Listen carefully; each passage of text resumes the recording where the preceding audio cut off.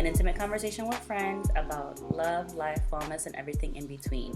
I feel like I am so rusty because I have not recorded in a little over the month, we have launched and we received such amazing feedback about the podcast, and it's been really euphoric for my team and I. So we took a little break because of Christmas and New Year's and all the holidays, because we wouldn't be a wellness podcast if we did not take a mental health break. And it's an amazing mental health break. And to kick off our first interview for 2018, I'm with my editor, Gabbie. Gabbie, you want to say hi? Hey. Now, all the amazing transitions and sound and all the cool things that you hear in the background is Gabbie. So I cannot take credit for any of that. And she keeps me online and tells me when I'm talking too close to the mic and stuff. But I'm so happy that we're here together because tonight, her and I are going to have a conversation about Black History Month. So as we're recording this, Black History Month pops off this week. Although we should be celebrating Black people and Black history all year round, it is a part of our history. Unfortunately, we only get to celebrate it 1 month. Or, you know what, not celebrate it. It's only recognized in February for people who are non-Black or non-Puerto Rican or Dominican or non-people of color. So we're going to get into a little bit about how to celebrate Black History Month. But, Gabbie, why do you think that the Basic Latina podcast needed to address the Black History Month? Well. Did I put you on the spot? Yeah. I'm sorry. I don't know why. Why? Why should we? Because Black people are great and Blackness is beautiful and I'm Black. Yes, so those are all amazing reasons. But exactly. This is a podcast for everyone, specifically for people of color, because we want to elevate people of color and their voices. But we wouldn't be who we are if we didn't celebrate our culture, and celebrating our culture is part of self-care. So we're going to get into a little bit about what Black History Month means to us, and we're going to have a little bit of fun talking about some movies and films and books like that.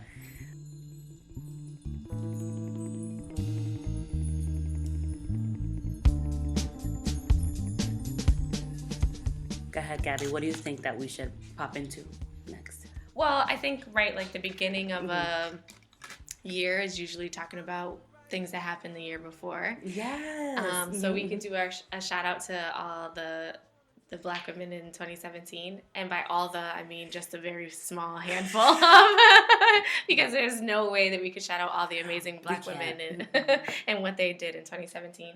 Right. Except for the Black women that are in our personal lives, right? Let's shout out the famous women that have contributed to pop culture that everyone loves so much. Yes. Yeah. So let's talk about, we have to talk about Michelle Obama. Oh, yes.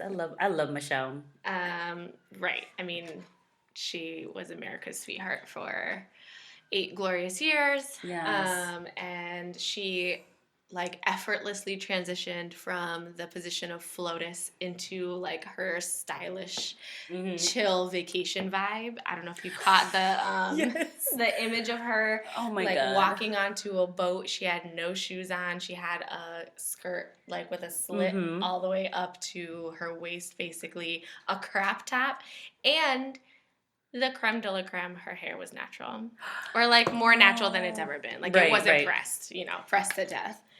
I feel like, is she, she one of the first ladies that's been on more shows than anybody else? Because I feel like she was on all the late night shows, all the daytime shows. I feel like she did so many interviews. But I don't know if it's because she was more present in our lives now, and especially because she's a woman of color, we pay more attention. But I'm just I cannot believe that she received, I mean, I'm not surprised, but she received so much recognition. And I'm like, dang, was she just out there more? I was trying to figure that out.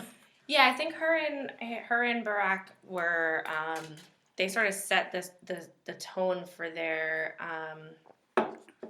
for his presidency, that they were going to engage with pop culture a little bit more than any other president had, and so they did late night and they did SNL and they did. Yeah, they did things that were like a little bit outside of the conventional comfort zone for a president and first lady.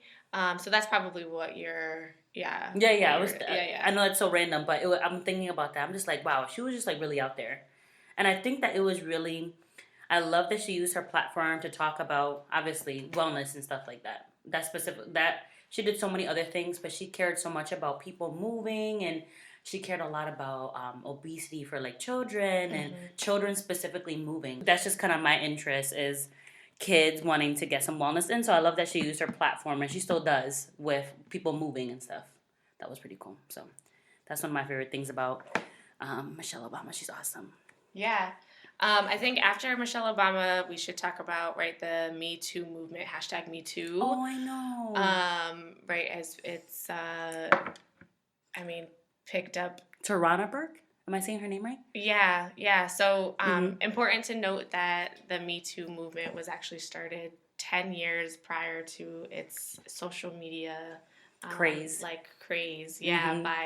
a Black woman, and her name is Tarana Burke, and she was featured in Time magazine, but was not on the cover. She wasn't on the cover? No, if I remember correctly, she was just in the spread, but not on the cover. So she was not on the cover, even though the Time magazine spread was about women who spoke out against sexual violence. She is not one of the people who started the movement was not on the cover. Right. Which is inappropriate, which I feel like that's one of a million examples of how women of color will start something and they'll be the pioneer, but they won't even get any credit. Mm-hmm. Well, and I think historically women carry movements, and Black women specifically do a lot of labor in the background that is oftentimes overlooked. Yeah, absolutely. Let's talk about our new gem of 2018. Who's that? Our new gem of 2018. We're talking about past trends, but who's somebody that's popping this year? Okay, so who's popping in 2018? Yeah, we have it written down. Oh. Our new bae, which...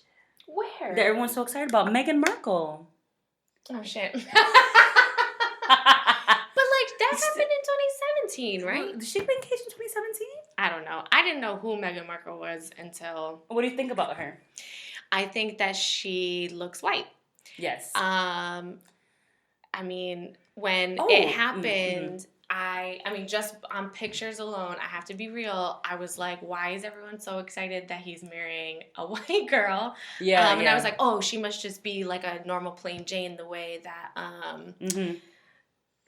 the other one, what's her name?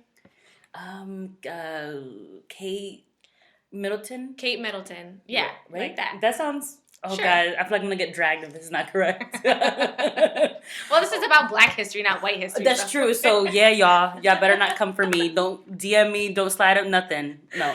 But Meghan Markle is an actress in Suits.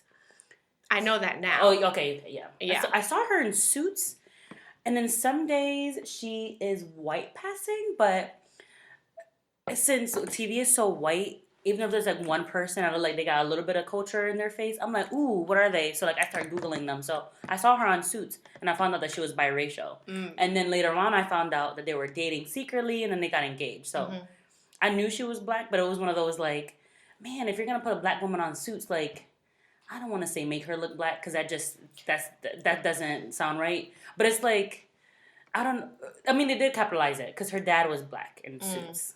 Okay. So they made it... Oh, I see. So they tried to make it as believable as possible because she is biracial. Right. I don't know if her mom... I think her mom is white. But either way. So, yeah.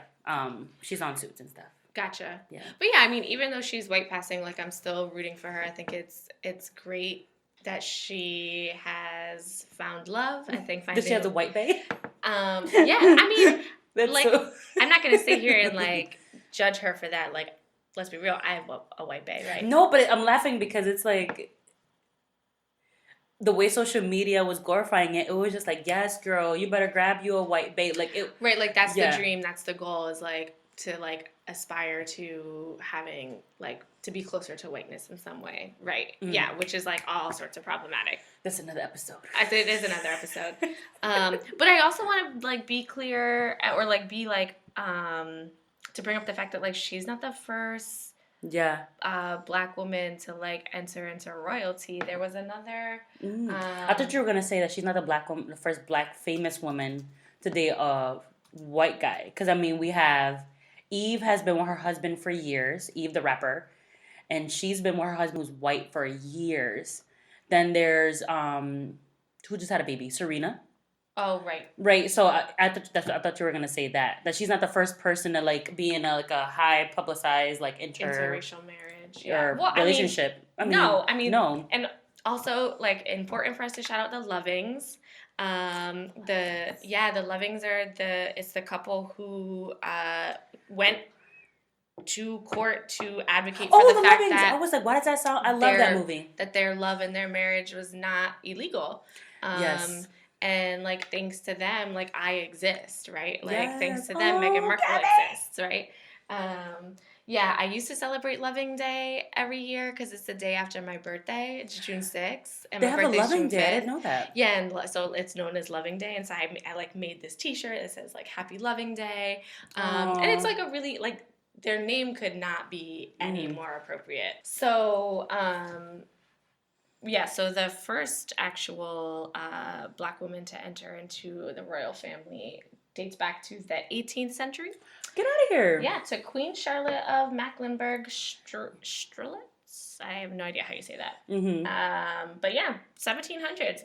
That's the first one. So right. So Meghan ain't the first, y'all. Not the first, but you know what? Let her not be the last. We about to take over. You know what? Let's just create our own royal family. Right. Or like, they seem a little stuffy anyway. No, but I think that's good for her. If it gives people hope, I'm down for it. You know, I felt like it was a huge day for Black women that day. So on social media, because I'm always on the socials. I follow like everybody and everything. Social meds. I'm like Twitter finger, not Twitter, but I'm just like I'm constantly scrolling, and I felt like everybody was just so proud and so happy, and so many women had beautiful things to say about love and having hope, and that I wear my heart on my sleeve, and I think that was beautiful. Yeah, that someone that we don't even know, that calling her sis, like that's a big deal, you know, to be like, yes, sis, like I'm down for this love. Like every single person of color was like reposting that picture. I thought that was amazing. Right. So, but of course, there was like a duchess, some white duchess, who like wore a racist pin the first time she met her. So there's always what racist pin? Like it's like a pin of like a mammy face. Oh. Yeah, it's pretty. You have to show me what a mammy face is later. Okay. Well, we'll look it up. We could put a link to it in the show notes in case. Perfect, because I don't know what a mammy face is. Okay. Oh wow. Yeah. Okay. Well, so should we like talk about? Yeah. What's a mammy face? Yeah. Okay. So, mammy, is an archetype. It's a Black archetype. Oh. Okay. Yep. So think about together. So Aunt Jemima. Yep. Okay, so a mammy is basically a Black woman who takes care of white children, takes care of white families, is like the whole point of her existence as a, you know, stereotypical archetype is that she is in service to white people, that she has no education, she has no like family, there's no complexity to her because her one goal and one service is to that's so sad. Yeah, is to like elevate white folks. Who the hell made a pin with a mammy face on it? I mean, is it like the figure of the woman like sitting down, or is it like a face? No, it's like a. First of all, she looks like a demon. Oh my god. Like, look how angry she looks. Like, only someone who is, like, super angry and hates themselves would be so mean. You know? Yeah. One last thing about the mammy archetype. is that No. well, so There's a store? Well, no. It's the Jim Crow Museum of Racist Memorabilia at Ferris State University in Michigan. I don't know if anyone has ever been there. If you've been there, please hit us up. Let me know what you think. I don't know if I'm going to be in Michigan anytime soon, but I would love to check this out. But anyway, they have an entire section on the Mammy caricature, and the picture on the website is a white woman holding a Mammy figure, and there's just like a bunch of them in a glass case, and it's very unsettling. So there's that. One other touchy subject I wanted to address. So, how do we feel? Because I have mixed feelings about this. How do we feel about people who are not of color? Because everybody should be celebrating Black culture, because a part of history in general. It should not just be a day, and I can't say that enough. But how do we feel about like February popping off, and all of a sudden we see white people doing things? Like, are we allowed to get mad because they're doing something to support people of color, or are we like, nah, B, like, why are you just showing up in February? Like, how do you feel? How do you feel personally? Well, give me an example of what you mean by showing up. Like, what are they doing, like, specifically? I'm going to. It's Black History Month, so I'm gonna reread the Malcolm X book. Okay, do that. But also, why don't you read something about Butch Lewis or something about Fred Hampton? Do you know those names? Okay. Right. So, you know, I don't want to... Oh, I'm going to go see Black Panther. So I'm going to support Black businesses by going to see Black Panther. First of all, Black Panther is not a Black business because Black Panther is part of Marvel, and that's all sorts of white. So, I mean, support that does Black Panther because Black Panther's amazing, and I'm not sure how Ta-Nehisi Coates has it set up because, you know, he he didn't develop Black Panther. Black Panther has existed since the 60s, but like he rewrote the Black Panther. That's crazy. He's amazing. He's amazing. And Roxanne Gay too. Like, shout out to her because she like collaborated with him. But so hopefully that'll be like supporting to Black writers, right? Because they need their coins. They do need their coins. You know what? Look, if white folks want to support Black culture, by all means, I think that they should. The problem happens when white folks want to engage with Black culture on a surface level and not really for any sort of like means to understanding like where that culture is bred from and the historical implications of like how we got where we are. That's when I'm like, so could an example be surface level could be maybe if you have a jacket with a whole bunch of pins and you have a Black Lives Matter pin, or you hashtag in one of your pictures Black History Month or Black Lives Matter or something like that. And it's like you with your fists up or you with a Black Lives Matter shirt. So yeah, I mean, you are touching on a subject that I have a lot of opinions on. Is like you know, I'm gonna use this hashtag. I'm gonna like be on social media, but outside of that, I'm not doing shit. And it's like, yeah, Black Lives Matter, and it's important that you can say that. But like, also, what are you doing to like support Black lives? You know, and like this whole idea of like, I went to a protest and I took a picture of myself, and don't I look so cool and like resist, like and you know what that touches on, which I'm just gonna breeze through this because this could go into a deeper hole, but it's the same thing with all the other movements. Me Too, Time's Up. Anything with LGBTQ, it's gonna be great to dress up like a rainbow at the Gay Pride Festival. But are you hiring trans people at your job? Are you supporting Black people by make sure that they earn the same thing as other people? Are you making sure that you're, I don't know, if you're in the health profession, allowing women to have reproductive rights? So there's all these hashtags and movements. And it wasn't until recently that my friend was just like, well, it's great that everybody wore black at the Golden Globes, but are they doing anything? Are they thinking about the Black women that were oppressed? So that's why I wanted to. I know I should be. We're gonna address these things in other episodes, but in general, you know, there's so much behind a hashtag or a pin that you wear in your hat or a shirt that you wear or anything like that. Yeah, and like I out here trying to like crap on people for like trying, you know what I mean? Because it's important. Like, okay, yeah, everybody wore black to the Golden Globes, was it? Yeah, yeah. And they, you know, they started a dialogue, right? Like that's where it begins. It starts with a conversation. So yes, that's important for sure. There's definitely like value in mass action. But if you're if what you contribute ends with just putting on a black dress, yes, without any sort of critical analysis and then real like interrogation of like what else can I do, then that's where I'm like, are you just co-opting this movement and like using it as a trend, as a way to be like, look at me, I'm so woke. You know, do you like that word woke? Do I like it woke? Or do you dislike it? I guess that's a better question. I mean, I created a program for teens called Woke Teens Forum. Oh, so awesome. So you don't dislike it? Okay. I'm using it. I've never actually like thought about it in a critical way. I'm sure that there is definitely some critical thought to give to it. Yeah. Or some people have strong opinions about like, what does that mean? And people definitely use it wrong. Yeah, people. I definitely think people use it wrong, but I'm okay with it. I mean, we should put a little clip that's like "Stay Woke" from Childish Gambino in here. Got you. Perfect. Sound editor on deck. On deck. Woo!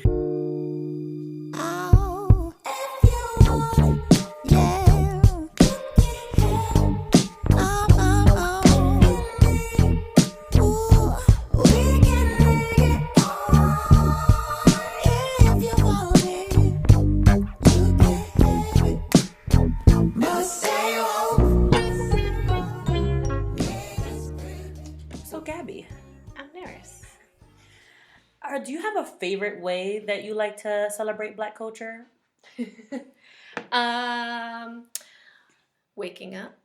No, I'm just kidding. No, that like, do you feel like when Black History Month pops off for you, as someone who is a Black woman, do you like, oh yes, it's my month, I'm gonna pull out all the things that show that, you know, that represents my culture, and I'm gonna read this? Like, do you feel like it's like does it feel different than any other month throughout the year? Not really. I did have an idea this year that I want to wear a black beret every day in February. Oh, like for Black Panthers? Right. Yeah. Just because it's like the smallest and like very in subtle. my head, like most subtle way to be like, you know, Black power all the time. Yeah. And if I wore a black beret every single day for 365 days out of the year, like that would be a little bit much. So I think for 1 month, it's like, oh, I can incorporate a new fashion trend. Right. Well, not new, but like I can incorporate like a fashion trend, and also like make a small statement. But I like that. I can't wait to see this. Yeah. I mean, ultimately, I think like, for me as a person who just like, you know, I am embedded in Black culture in a way that feels right for me. And, you know, I mean, celebrating Blackness and like Black history is something that I just try to incorporate into my practice all the time. Yeah. Right. So I do that through like engaging with or like shopping at Black owned or POC owned spaces, right? Yes. So there's this thing called We Buy Black. You can follow them on Instagram. I don't know if they're on Facebook. They might be on Facebook. But then there's a website, WeBuyBlack.com. I think it's like the Black Amazon, the Blamazon. Oh, so it's not a clothing line. It's a place where all the people who have Black owned clothes or items or whatever can buy stuff that's Black owned. Right. Like you can buy toilet paper, toothbrushes. Yep. Okay. Like, and you can buy clothes. It's totally like a Blamazon. It's Blamazon. Black Amazon. Oh, okay. We gotta link that in the show notes. It's great. That's it's awesome. amazing. So you bought there before. And it's Is it affordable? It is affordable. Okay, good. You know, it's one of those things where you're making a conscious decision of like, I'm not going to get Walmart or Amazon prices, right? It's not going to be that cheap. Yeah. It's not going to be free shipping necessarily. But that smaller investment of like, okay, I'm spending 20 more cents on this thing, or, you know, I'm spending $3 on shipping is... I think an investment in Black economics. And as we know, right, like Black people have been oppressed financially throughout our entire history through, you know, I mean, we don't have to get into it, but like redlining, right, so that we can't generate wealth through land ownership. And I mean, all sorts of a number of ways. And so I think by giving space for Black folks to build businesses through my dollars, it's like the smallest thing I could do. Right. You know? No, yeah. And I think if everyone did something small like that, it would just be better for the Black community in general. I always wondered why, like, when I find shirts on Instagram or clothing lines or like Latinx or Latino or whatever, they're so much more expensive. And I'm like, is it because they're not as popular and they're so exclusive? Is it the material? I don't understand. So when you said like, oh, that Blamazon specifically might be a little bit more expensive, I'm like, I'm not surprised because when I try to buy Latinx products, they're so expensive. Yeah. Well, and also I think too, like we, as people of color and as Black people, understand that historically we've been exploited as a people. Like our labor has been exploited, right? To make profits for white people, right? And so, you know, when you buy a T-shirt that is $40 from a person of color or a Black person, that is probably because they didn't use the labor of slaves to make that T-shirt. Girl, I'm saying that just hurt my heart. But like. No, but I didn't. That literally just when you said that, I was like, wow, that's so. I never thought about that. Right. Wow. Right. Okay. That makes sense. Right. So, you know, this is something I've been thinking about outside of like Black culture generally. It's just like, you know, the Walmarts and the Amazons, like, you know, we are making white people really rich, and I know they make so much money off of us at the expense of small businesses. You know, there's a movie called The High Cost of Low Prices. It's all about Walmart and the economic turmoil that it causes on communities. Basically, a Walmart comes in, small business owners can't compete with their prices, they close their doors, and then you have this thing where everybody is not, you know, folks don't have enough money, they have to shop at Walmart. Then Walmart doesn't pay their employees enough. I'm going on a tangent, but no, I know. Like it's all connected. It's all connected. You're not going on a tangent. I was gonna say, girl, don't get me started with the bodegas and the hood and like how they don't have healthy food there. It's all like junk food. So I feel like it's all related. It's all related. Absolutely. Yeah. Well, and those are easy, you know, those are easy sort of like low overhead businesses to have. And so like, yeah, it sucks that like, you know, there's more bodegas than there are like natural food options or like just healthier food options, but you know, at least it's a business in the community. Well, I mean, I think I mentioned earlier of like one of the things that I do in my daily practice is like is going to POC and Black-owned businesses. Yes. And thankfully here in Hartford, a group of individuals collaborated on a Google Doc and made a list of POC-owned, I think it's just restaurants in Hartford. And so if you're like, where should I eat? I want to support Black and brown business. Then you can just hit it up. I was going to say, girl, I got you. But boy, I got you too.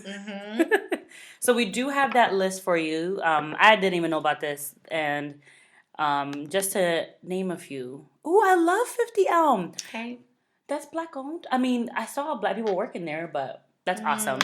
50 Elm is great. I've been there for... We should do an episode there. We should. Oh, did you see the background that they have books? Have you never been there? I've been there, but I never noticed the books. So when you go in, there's like a little booth, and the whole wall is books. Yes, girl. You and think we they're both real? love books. I touched them. I think that they're real. Yeah. I never heard. What's this one? Abyssinian. That's the Ethiopian restaurant, Farmington Avenue. Oh, Abyssinian. Really good. I refer to you for things like that where I can't talk.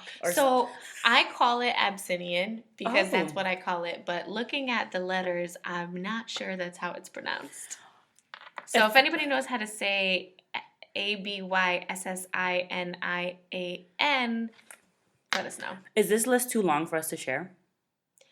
We can put it in the show notes, right? That's true. Dunn's River is awesome. So when Hillary Clinton was on her campaign trail, Hillary didn't come, but Chelsea came, and they went to Dunn's River. That's amazing. Mm-hmm. Well, I mean, she was trying to get the black vote. Didn't work, but okay. Well, I think that's great exposure for them. Or did she not talk about it? Like she didn't tweet about it or anything? I don't remember. Oh, okay. Pan de cielo, panaderia, pan de cielo. I've seen that one before. Sarah's Coffee's house is brown? Mm-hmm. No, it's not. It is. That's where me and Gabbie first met to talk about the podcast. I know. But not where we first met though. No. We met a long time ago. Negotiation workshop. Yes, girl. Which was like really important. Yeah. But yes, that's where we met and we decided that we were a match made in heaven. Mm-hmm. But I think the moral of this part of the story is that it's not hard to support black businesses in Hartford. No. If you like to eat. If you like to eat. But it's also not hard to support black businesses nationwide. That's true. Digitally, if you shop online. There you go. And the value Amazon, of your dollar. The value of your dollar goes a little bit farther than you think it does. It sure does. That's amazing. Now, other than wearing your beret, is there anything you're going to be listening to or watching as we roll into Black History Month? Okay, well, so I am watching currently, like literally after this episode is recorded, I'm going home to watch an episode of The Chi. So, I don't know how to speak English. I said the chi. I said, what is the chi? It's a place to get centered. Which I've heard good things about. Now, who is there a celebrity that produced it? Yeah. Okay. So, Aziz Ansari, which I know he has been dragged on the internet for some pretty not cool behavior. That's not what we're talking about.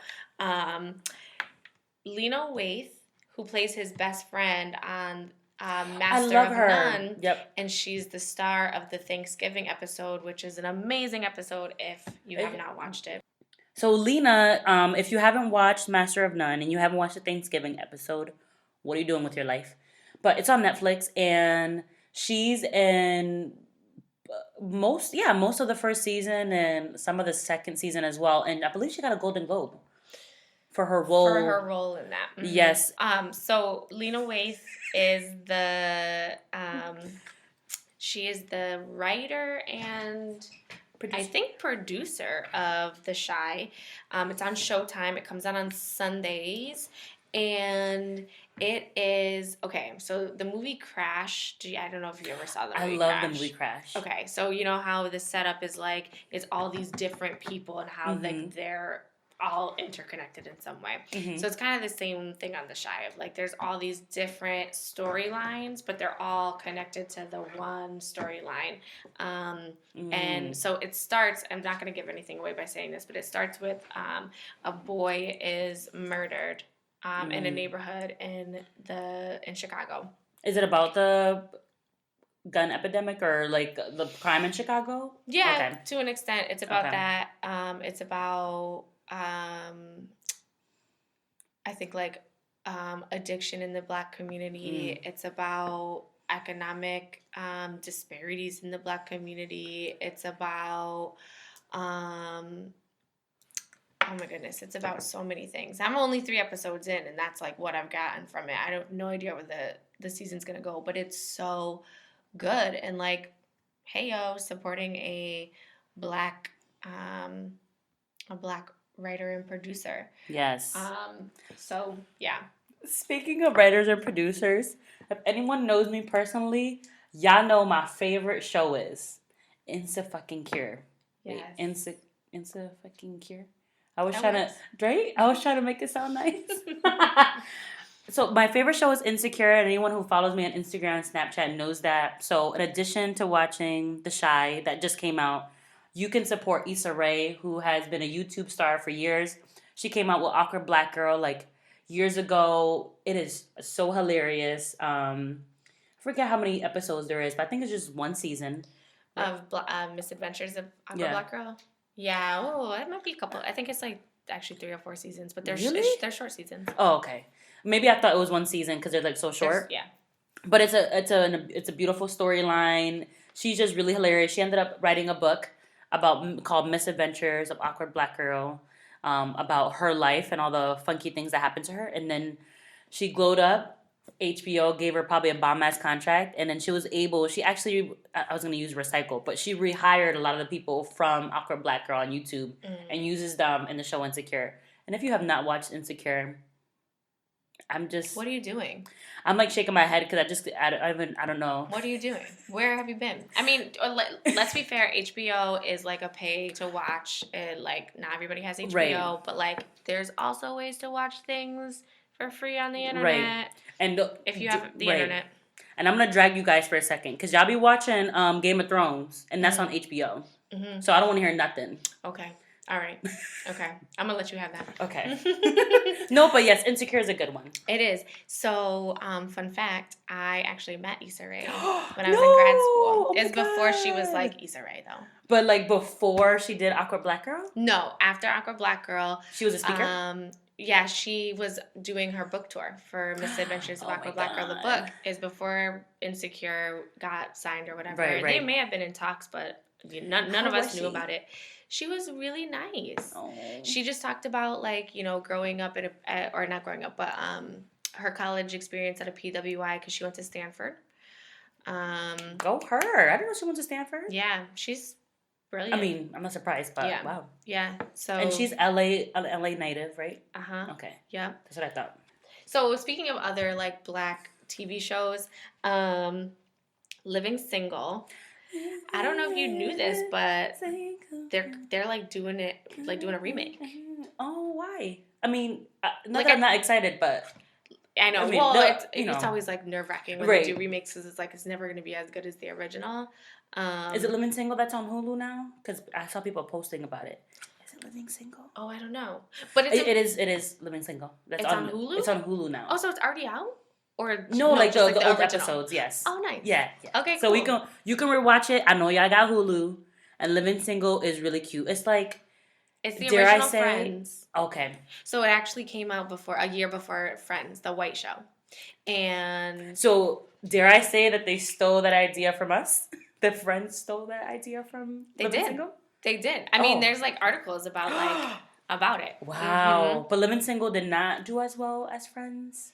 No, because, like, for some reason in this country, Black experiences cannot be everybody's experiences. Girl. But yeah, white experiences are just like, everybody relates to them. Yeah, I don't get it. And honestly, if you really do your research and rewatch a lot of these things that came out when we were, like, really, really young, depending on how old you are. If you're, like, in your 20s or 30s, it probably came out when you were, like, in elementary school, right? Mm-hmm. So you may not remember, but if you rewatch it as an adult, you'll appreciate it more, and you'll see how much Black TV, films, movies, and characters of those films and movies and TV shows influence us now, right? Because now we're recycling things from the 80s and 90s, like style that Black people had. We're recycling gifs and memes that are mostly like Black people doing funny things. Everybody loves Martin. Like, there's just things that are so part of pop culture that are just, you couldn't stem it back to Black people. Everything. Who was your favorite character from Living Single? So I would say that my favorite character was her because I liked her. Sinclair? Me too. I like Sinclair, but I watched A Different World more. Yes. Okay. So if you don't know, A Different World is a spin-off of the Cosbys. Denise goes to college. Yep, Denise goes to college. The beautiful, bright Black girl went to college, and then they switched her out. Didn't they switch out? Switch out the main character? Like later on in the show? No. She was not in all of the episodes. But wasn't she the main character? Yes. So that's what I'm saying is that the little, like, even though it was a spin-off about her, she didn't end up being in all the episodes. Right. So the other characters were more highlighted. Right. That's how you make a real well-rounded show. Which I love Whitney. Mm-hmm. Oh, Whitley. See, Whitley. Yeah. Well, did you like that show? Or did you like Living Single more? I mean, I loved both shows. I think for different reasons. I love Living Single because it was like at the time for me, it was this expose into how like older Black women lived, and like it was something to aspire to. And you know, the way that they build those characters is like you could make one complex person with all the characters, but they all have their quirks that sort of like they break apart a person's quirks and then like just turn that into a character. So I loved that. Like, I don't know, I thought that was really cool, and like I thought that's how like adults lived. You know, they have roommates, and then they have friends who live upstairs who always come downstairs and eat their food, and that's not how adult life is. But and then I liked A Different World because I really identified with Denise's character. She's the firstborn. She's the oldest. I'm the firstborn. I'm an only child, but you know, I was like very different, I think, than what my mom like intended for me to be, and like, she like obviously is like that. So yeah, definitely for different reasons. But what was I gonna? Oh, last year someone actually said to me like that I was 3 people on 3 different occasions said to me that I was giving off Denise Huxtable from A Different World vibes, and I was like, that is the greatest compliment that you could give me. That's amazing. Thank you. No, that's amazing. But I honestly feel like I ended up being like, I started watching like Girlfriends more later on, and then I became like sister, smart guy, which I know that's a different era, but I feel like I started watching it more. Like I didn't understand, I was all small, and I mean I lived in a Latin household, and so we watched novelas. So I didn't get to watch this stuff until later on. Right. So growing up, I watched like novelas, and I knew all the soap opera star. Novelas is soap operas, if you guys don't know. Soap opera stars and just like random stuff. But then I think when I finally had access to the TV myself, the first thing that I caught on to was Girlfriends. And that's when I first fell in love with Tracy Ellis Ross. Gotcha. I got like really bummed about her like a year or 2 ago. Oh no. Yeah, because there's like a scene where she like dresses up with in Blackish or in Girlfriends? In Girlfriends. Dresses up in like a sombrero and like a poncho. And I was like, this seems culturally insensitive and like, I don't know. But whatever. Yeah, that's... It happens. It happens. Halloween every year. Right. Yep. Right. And there are some really... Other than TV shows, which we just mentioned, and there's a whole bunch that are... There's a lot of Black TV shows and movies on Netflix, too. Yeah. There's is it The Misadventures of Jessica... Oh, the girl from Jessica Jones. Yeah. For the another podcaster. The one part of Two Dope Queens, Jess, one of the hosts, she has a movie called The Misadventures of Jessica Jones, which is really cool. We have Master of None that we mentioned that Aziz Ansari stars in, whether you like him or not. Jessica Williams. Oh, Jessica Williams. But yeah, so All Def Comedy is back on HBO, and it's been pretty funny. I mean, some of the comics say things, and I'm like, oh, I wish that's you problematic. Say that. It's so problematic. But for the most part, like, all comedy is problematic, and when you go into watching a comedy special, you kind of have to just, like, put your big girl pants on, big girl or boy pants, or non-gender conforming pants on. And just know that like you're probably going to be offended. What's next? You know what isn't offensive? I was trying to make a good segue. That was bad. You know what isn't offensive? Black Panther. Or maybe is it offensive? Either way, everything's offensive. Everything's offensive. Somebody's always going to get upset. Right. Either way, Black Panther comes out this month, and all the excitement over the pre-sale tickets selling out and people showing up like with their tribe and what they're going to wear. What they're going to wear, yeah. It's just ridiculous. And I'm just so happy for all of the people who are in it. Y'all know I mess up everybody's name, so I'm not even going to sit here and try to list anybody. Do you want to help me with that, Gabbie? Do you know who's in it? Who's in it? So, oh my gosh, the main character is like the but he's the main character of Bae from 42. and the Marshall and MLK and like every movie that like features a black person, a black male lead. Oh, guess who else is in it? Bae from Get Out is in it. Dude, that's how I'm gonna call them. Yeah, so Chadwick Boseman, Michael B. Jordan. I love Michael B. Jordan. Yes. And also he looks like really, really fly with those like with the little dreads. Yes, ooh. He looks good. I can't. Lupita Nyong'o. Love Lupita. So cute. Denai Garai, who is from The Walking Dead. I can't tell from your screen. I'm blind. Sorry. Oh yes, Michonne. Michonne is in it. Yep. Forrest Whitaker. I love Forrest. Love Angela Bassett. Daniel. Wait, where did it go? Daniel Kaluuya. I actually don't know how to say that. I think you said it right because I seen an interview with him the other day. That's how he says it. Oh, Sterling K. Brown. Yes, Bae from This Is Us. Mm-hmm. Oh. Leticia Wright, Winston Duke, Florence Kasumba, like all black everybody. Yes, like literally we're looking up the actors and it's like probably 80 to 90% black. The only thing that I don't appreciate about Black Panther is like there are how many countries in Africa? Like Africa is a massive continent with many countries. Why couldn't they just pick an actual African country to base this in? Why did they have to make up the nation of Wakanda? Wakanda does not exist. Wakanda is fake. Okay? They did it in Wakanda? That's what they're calling it? Yeah. It's a made-up nation. That's so funny. Called Wakanda.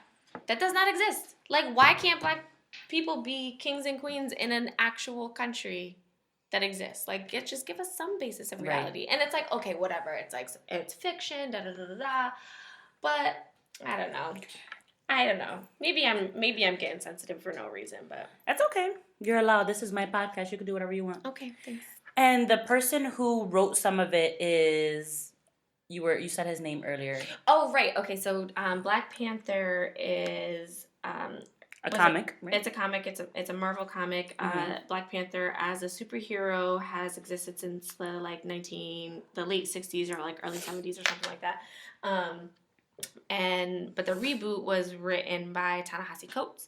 Ta-Nehisi Coates. He wrote Between the World and Me. He wrote We Were 8 Years in Power, which is a collection of his essays that he wrote about Obama's presidency.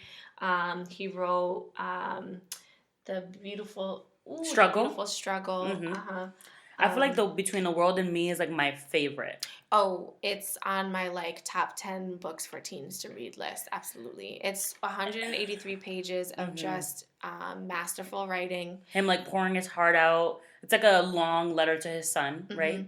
About what it is to have a black body in the U.S. Yeah. Is that a good synopsis? I don't know. Absolutely. Yeah, that's a great, very, very succinct. Actually, there's a quote from that book that I have as my like signature for my personal email, which says, you know what? I'm gonna just look it up because I don't want to mess it up. While you're looking that up, if you are wondering about him, like we said, he wrote or kind of rewrote for the movie Black Panther some of the storyline. He has these great books, and he's just amazing TED Talks. He's a great speaker. So if you're wondering about kind of his views and wanting to know a little bit about him, he's an academic, so he has a lot of great, I don't know, speeches and stuff like that about the black struggle. And he's actually a writer on The Atlantic. Right. Yeah. Yeah, that's how I first came. So he did a piece called The Case for Reparations, which is this really long, super long, heavily researched piece on the case for studying reparations in the United States, which for those of you who don't know, there has been a bill in the United States that has never been passed that really all the bill seeks to do is to get funding to do research into the plausibility of reparations. It's not even about actually getting reparations, just about doing the research, and it has not passed. And it's been like, I want to say it's been like 40 years or some ridiculous amount of time that like every year this dude. Right. What is that joke that people say, I want my 40 acres and a mule? That's where that comes from, right? Not a joke, but people like that's a saying that people say. Right. What Spike Lee's production company is called 40 Acres. Oh, I didn't know that. Yeah, that's what was promised to people. Was there 40 acres and a mule, and they never gave that to us. Nope. But so the quote is, right, I'm a librarian, so it's, I was made for the library, not the classroom.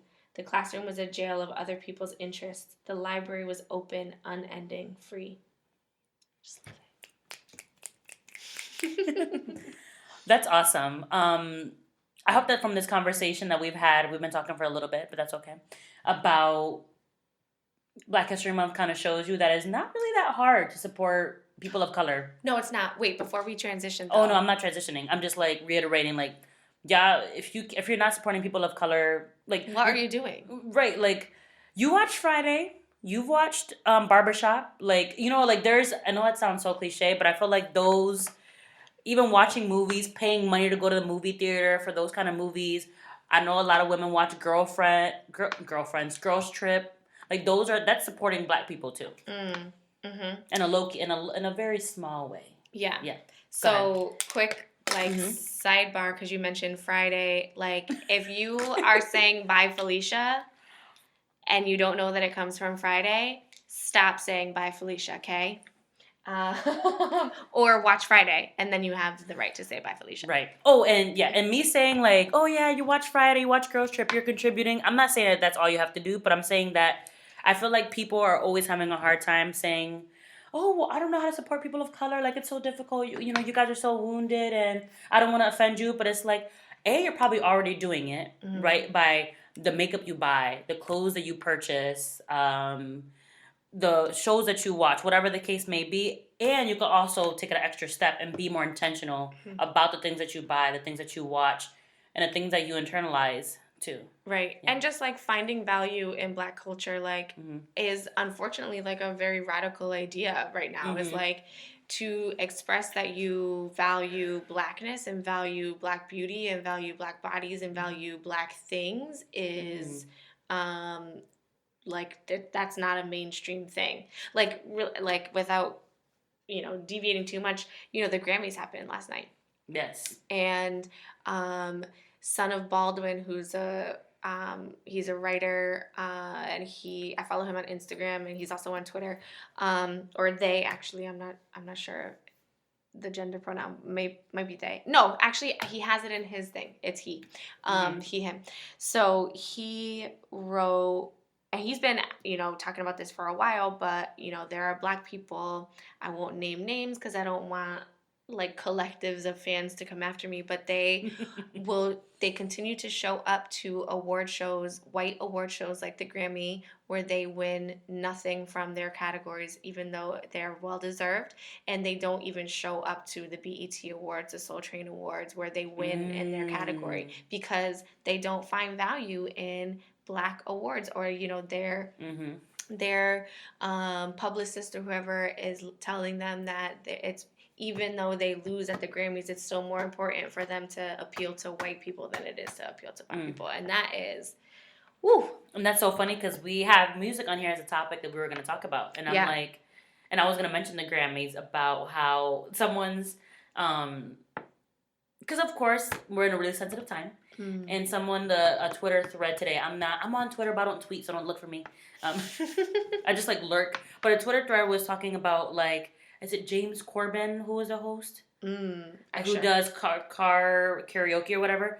So they were like, oh, James Corbin talks about the Me Too movement, but there were like all these guys that won all these awards and no women won an award. And I'm just like, that's so crazy because so many people of color won awards at the Grammys. Like, your argument makes sense. Like, yeah, you need to show up to your own award shows. To all the award shows, really, where you're nominated. Don't not support BT because it's not as high, it's not as classy maybe, or it's not as expensive or lavish. It doesn't matter. You should just go. You should go to the Hip Hop Awards. They do that too. Or the Essence Awards or the NAACP Awards. They have all of those award shows. But like Kendrick and Jay-Z and Bruno, like all the nominations were so Black. And Bruno like swept and he took so many awards shows. He's a person of color. But I was just thinking about that today. Because I'm just like, y'all didn't even see that we won so many awards. You did not see that at all. Right. SZA, who, I mean, has been out for a while, but she now became popular, who's a black woman. She was the woman who was nominated the most at the Grammy. She didn't win anything, which I'm not surprised because her sound is just so unique.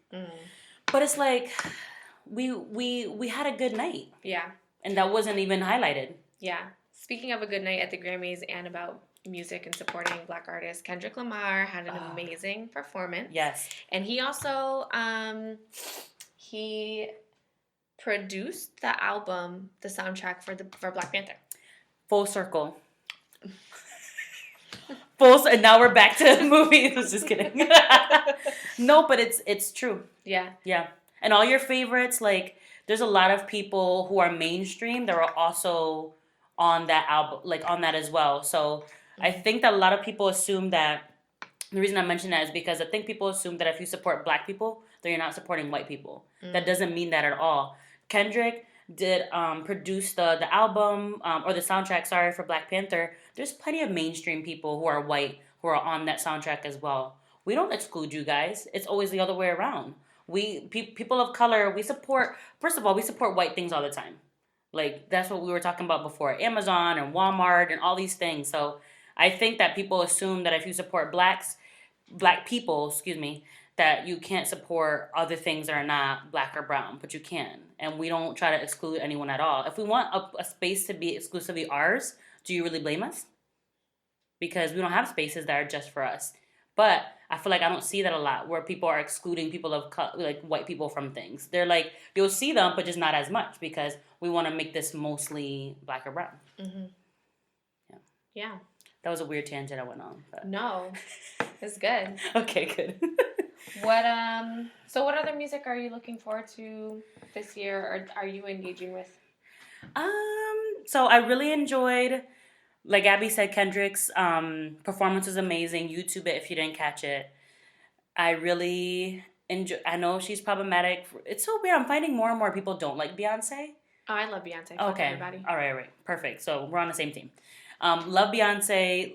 I didn't know that all her outfits this weekend were Black Panther themed until I saw all of them next to each other. Yeah. So if you've seen a Twitter thread, or if you see all her outfits, they're all, in support of Black Panther, I'm assuming, which I thought was great. Love Rihanna. That's someone that I feel like I see her everywhere. I love supporting her. The Rihanna and Beyonce I've seen in concert, and I think they're amazing. Love SZA.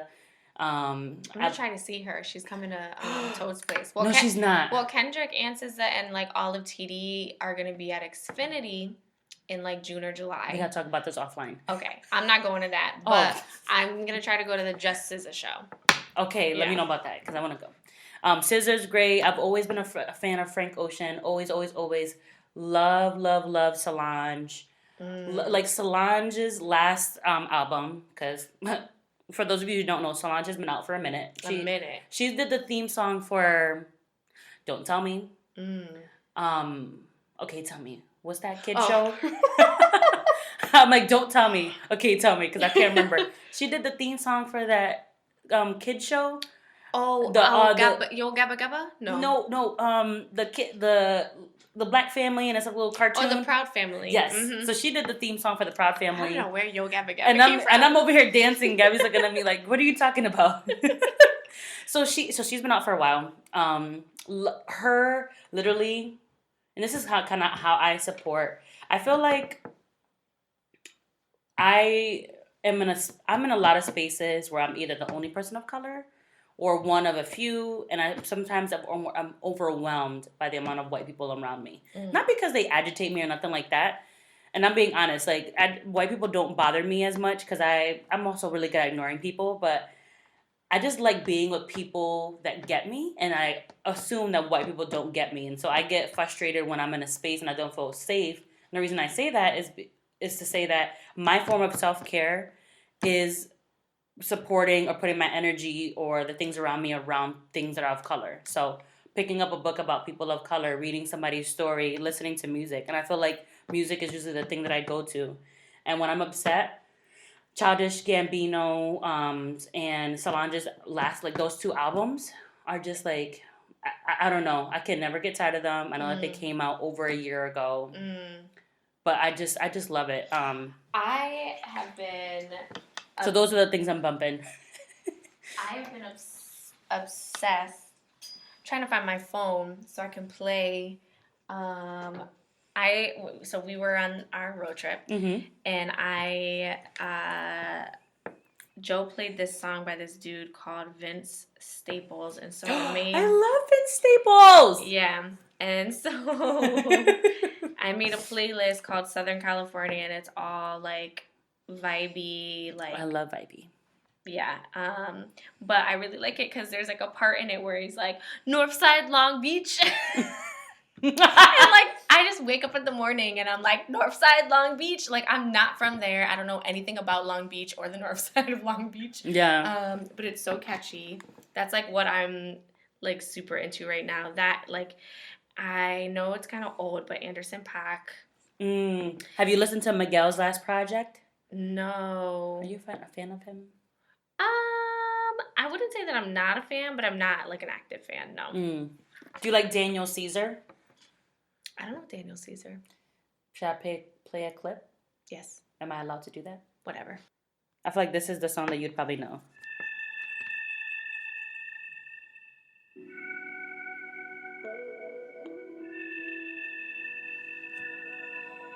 Oh, I know Callie Uchis. Oh, yeah?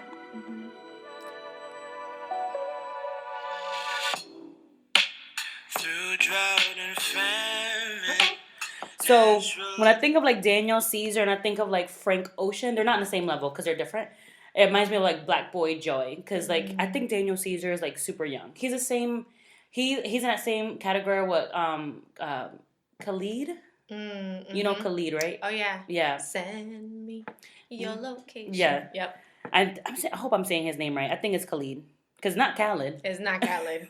DJ Khaled. No, it is not him. But yeah, like music therapy is amazing. And I don't know anybody who can honestly say that they did not grow up on R&B. And guess who created R&B? Okay, I'll wait. Wait, I know the answer. What's the answer, Gabbie? Black people. Woo! I want black people to be free, to be free, to be free. Want my people to be free, to be free, to be free. I want black people to be free, to be free, to be free. Want my people to be free, to be free, to be free. Want my people to be free, to be free, to be free. Want black people to be free. That's all that matters to me. That's all that matters to me. That's all that matters to me. That's all that matters to me. That's all that matters to me. So, right, I'm Jamaican.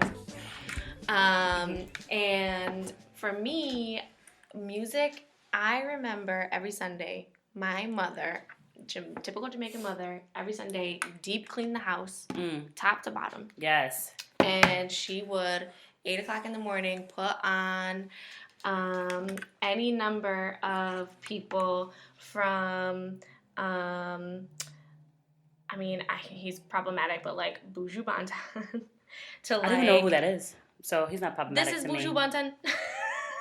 I do not I don't speak patois. So I'm like, you need to play a little sample, Gab. So your mom wasn't the kind of mom that like had like a church music or like Stevie Wonder like that, although it was Jamaican music. Yeah, my mom. I mean, my mom. Because your mom is Jamaican. My mom is Jamaican. Okay. Yeah, so Barris Heyman.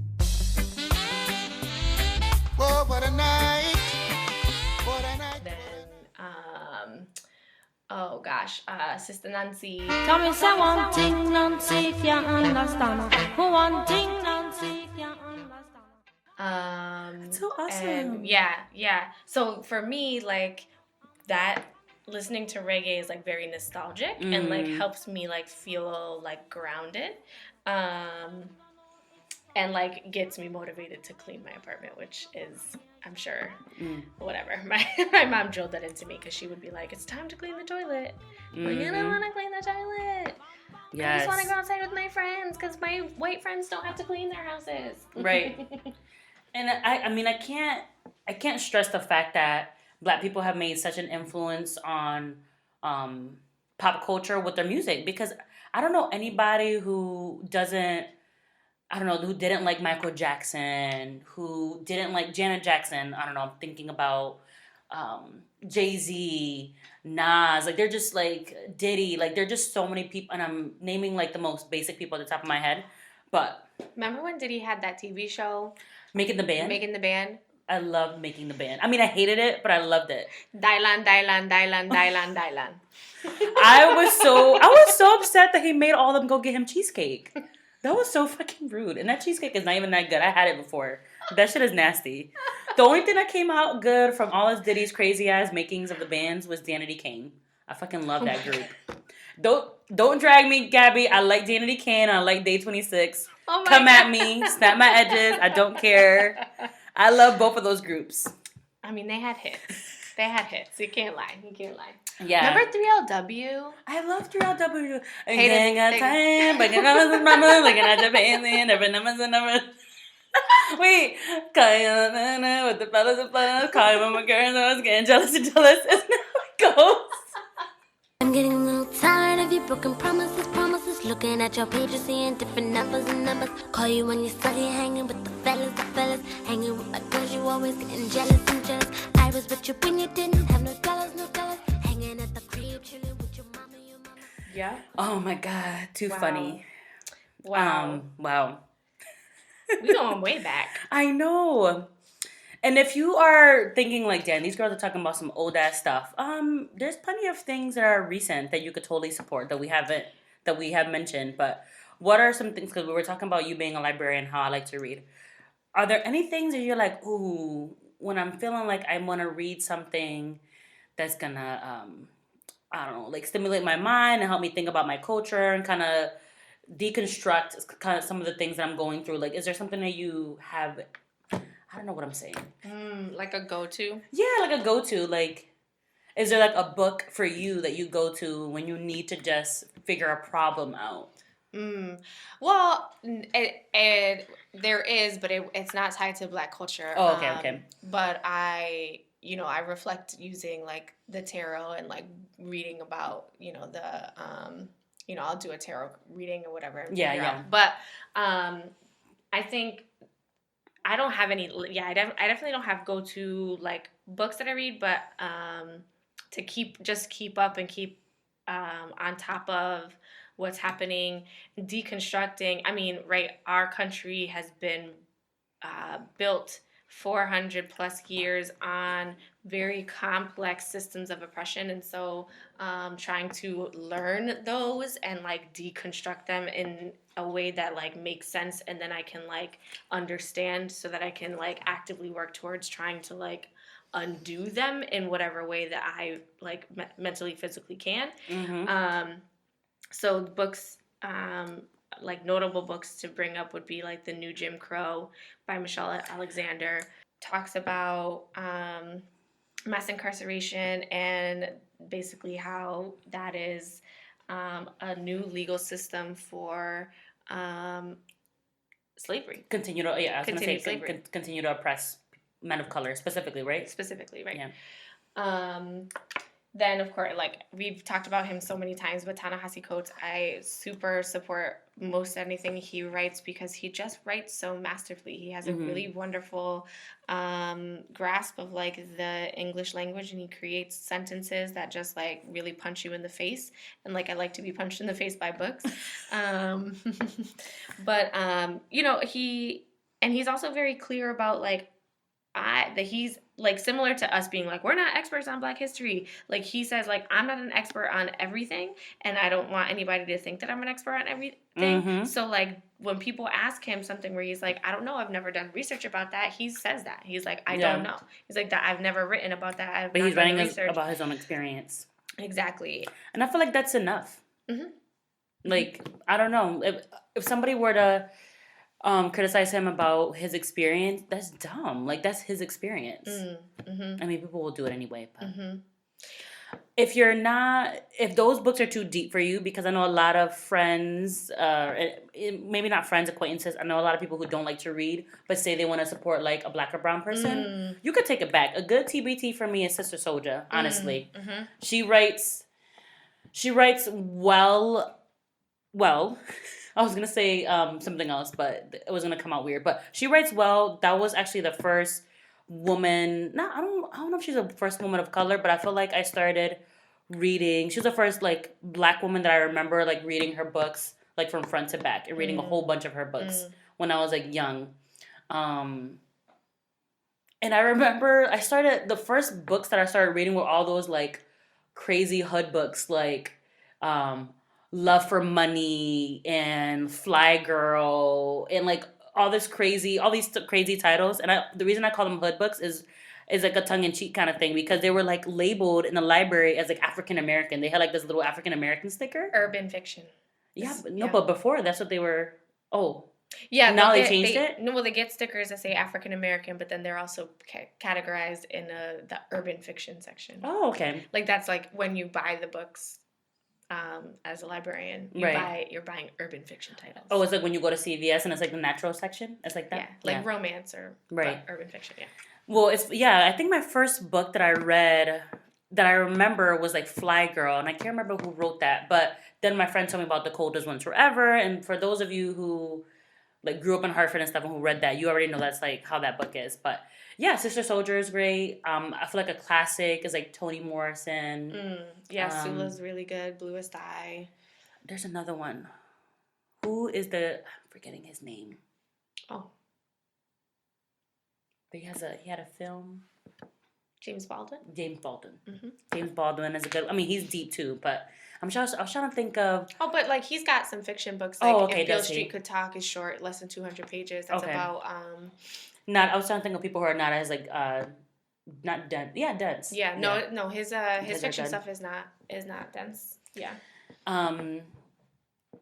I was gonna say I feel like Oprah. Whether you like her or not, I personally like Oprah. Today is her birthday, so happy birthday, O. Oh, happy birthday, O. She has a lot of books on her book club that are by people of color. So I think that's a good point of reference as well. Yeah. I wanted to shout out a forthcoming book. It's called Children of Blood and Bone by Tami Adeyemi.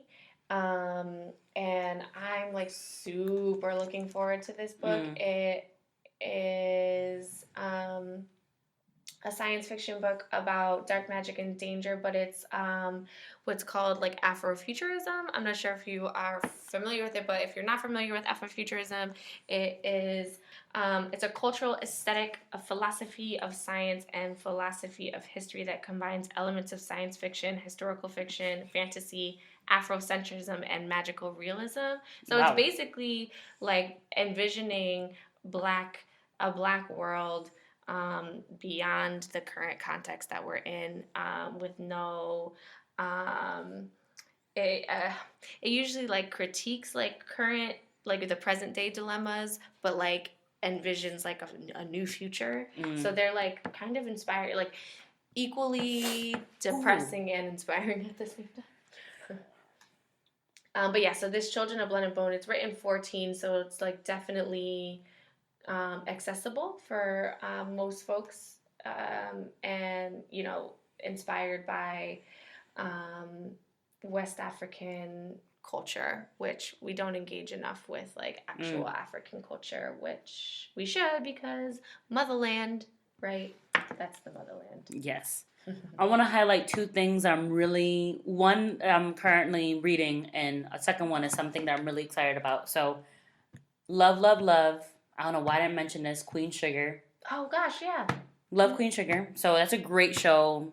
It's gotten really dramatic in season 2, but it's good. I like the soap opera element of it because I love soap operas. So, I like that they I don't know, but Queen Sugar was created and directed by Ava DuVernay, who's actually the creator, director, maybe producer of A Wrinkle in Time. Oh, and I was going to mention A Wrinkle in Time, but 42. So 42 is a documentary on Netflix, and then what's 42?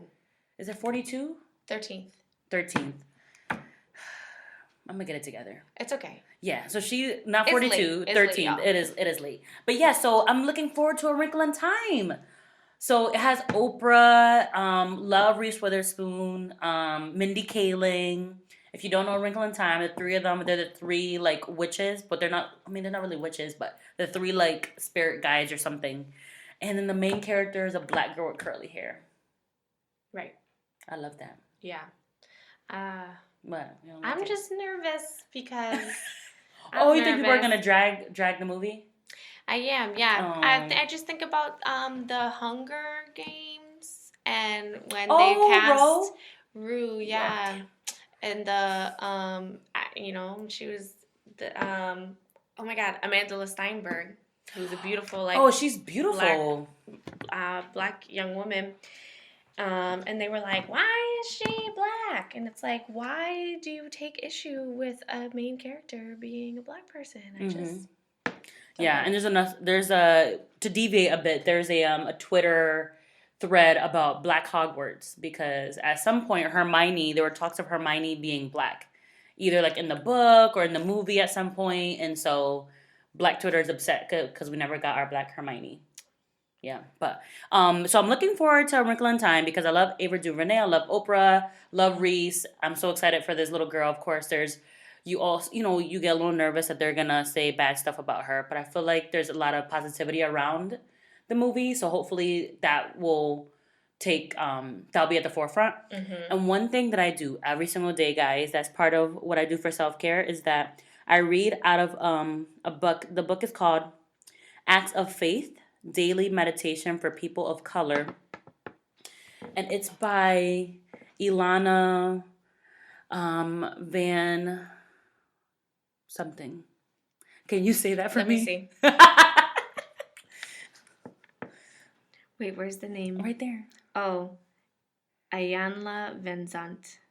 See, Gabbie just knows more than me. So that's the book that I have. And so how it is that there's like a different scripture for every single day. And it's a little religious. So it talks about not religious. I shouldn't say that. But it definitely has the context that you believe in something. So it talks about God. It talks about the universe. It talks about a higher power. So it interchanges. So I feel like it's for everyone. It's for people who are spiritual. It's for people who are religious.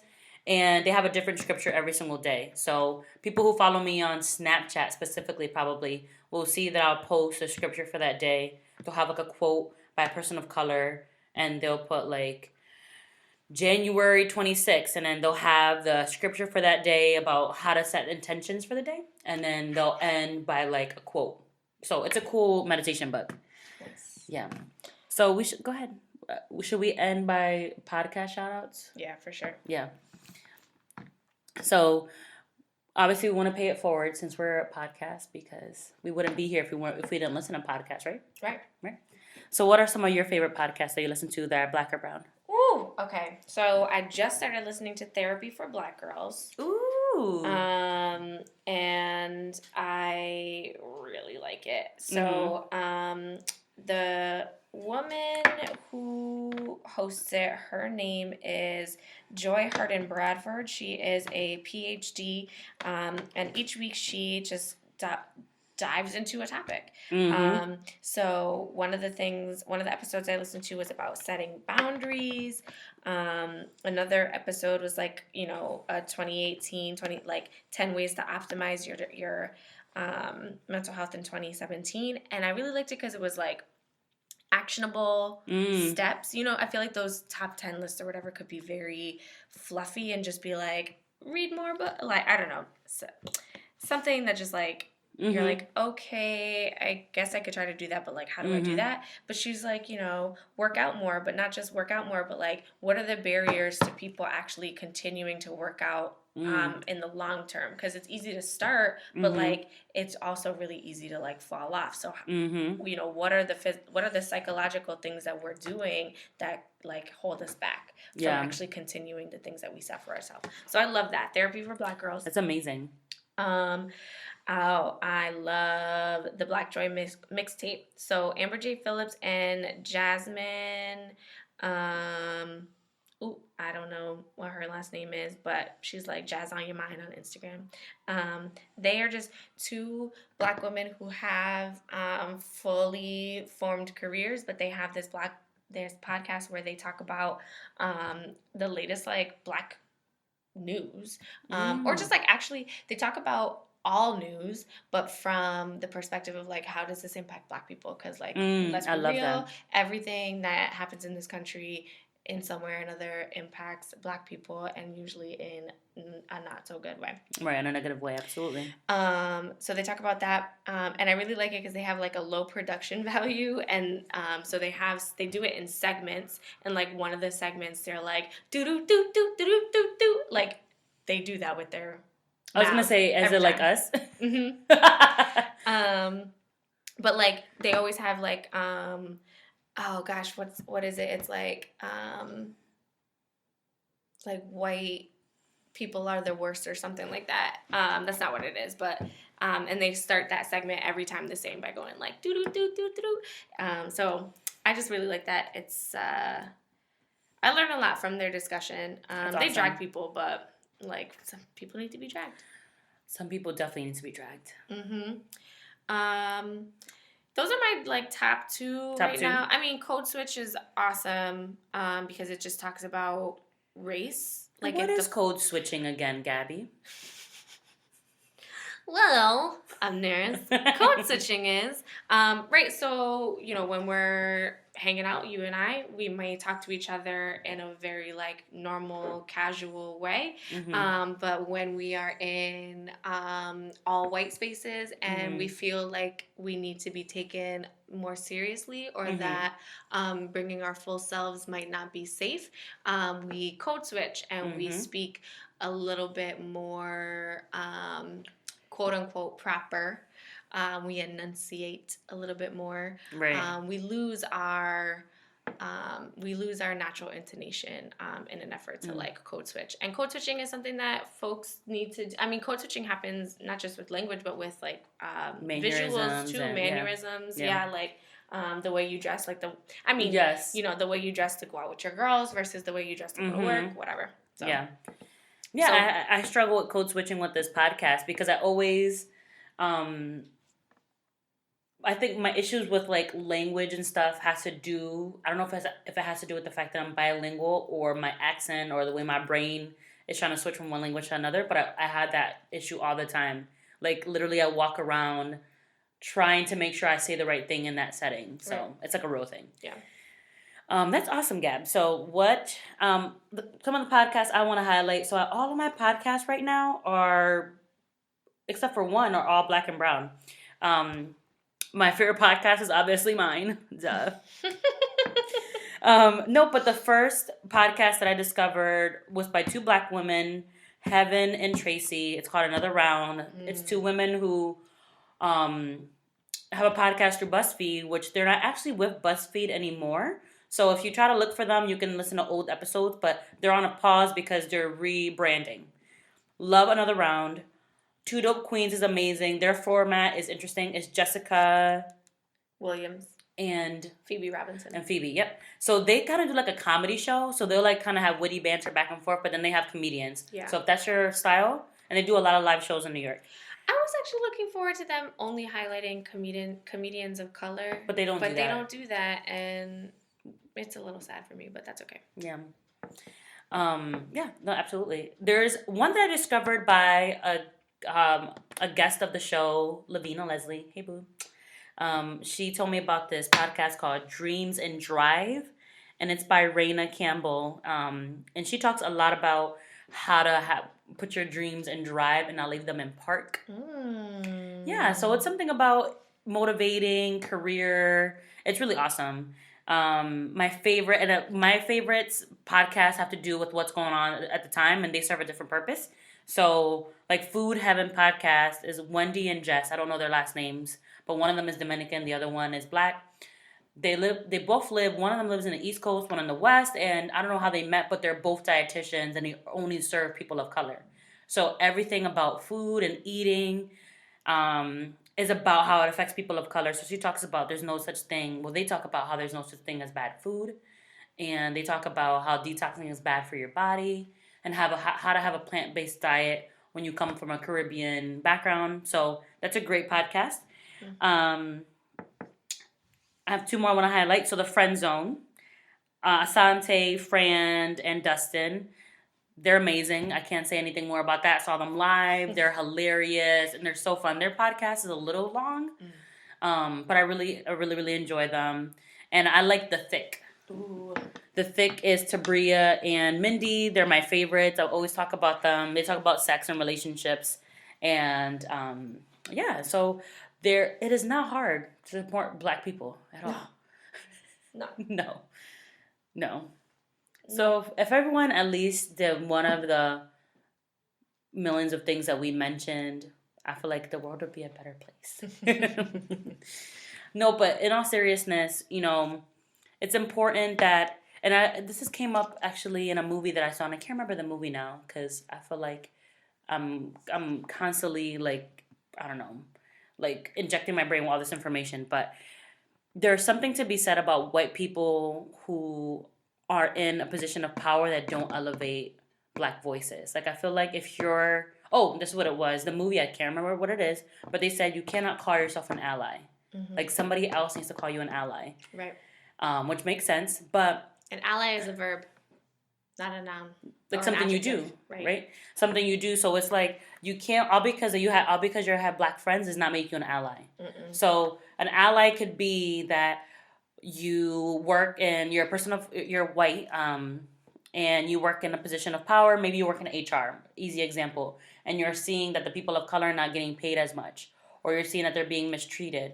It's doing something to help those people so they can get paid the wage that they deserve, or so that their voices are elevated. So if you're a white person, and you want to support the Black and brown people that are around you, you do that by using your platform to elevate us, because that's the only way you can really be an ally, is by doing stuff. It's not by wearing a pin. I mean, it is a start, by maybe wearing a pin or having a hashtag or starting a conversation or going to a rally, but it's actually doing something that's going to benefit the community. Mm-hmm. Mm-hmm. Yeah. And with that, do you want to leave the listeners with anything else? Black history is American history. Boom! That's it. That's it. Thank you guys so much for listening.